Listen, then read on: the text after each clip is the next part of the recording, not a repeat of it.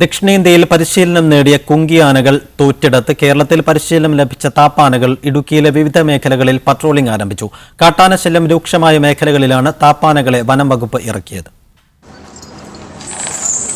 കോന്നി സോമനും ആര്യങ്കാവ് മണിയനും ഇടുക്കി ആനയിറങ്കലിലാണ് റോന്തുചുറ്റൽ നടത്തുന്നത്. അരിക്കൊമ്പൻ, മുറിവാലൻ കൊമ്പൻ എന്നീ കാട്ടാനകൾ സ്ഥിരമായി ഭീഷണിയായ പ്രദേശമാണ് ആനയിറങ്കൽ. പുതുപ്പരട്ട്, മറയൂർ, ചിന്നക്കനാൽ, സിംഗുകണ്ടം, മൂന്നാർ മേഖലകളിൽ താപ്പാനകൾ പട്രോളിംഗ് നടത്തും. നാട്ടിലിറങ്ങുന്ന കാട്ടാനക്കൂട്ടത്തെ വിരട്ടിയോടിക്കലാണ് ശ്രമം. ഒരു കൊമ്പന്റെ അധീനതയിലുള്ള വനപ്രദേശത്ത് മറ്റു കൊമ്പന്മാർ വരാൻ മടിക്കുമെന്ന ശാസ്ത്രീയ നിഗമനത്തിലാണ് താപ്പാനകളെ ഇറക്കിയത്. 15 ദിവസത്തേക്കാണ് താപ്പാനകൾ കാട്ടാന ശല്യമുള്ള പ്രദേശങ്ങളിൽ റോന്തു ചുറ്റുക.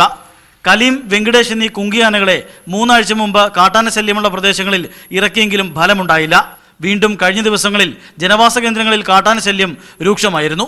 എന്നാൽ കാട്ടാനകളെ മെരുക്കി ദൂരമേറിയ വനങ്ങളിലേക്കോ ആനത്താവളങ്ങളിലേക്കോ മാറ്റണമെന്നാണ് നാട്ടുകാരുടെ ആവശ്യം. മീഡിയ 1 ഇടുക്കി.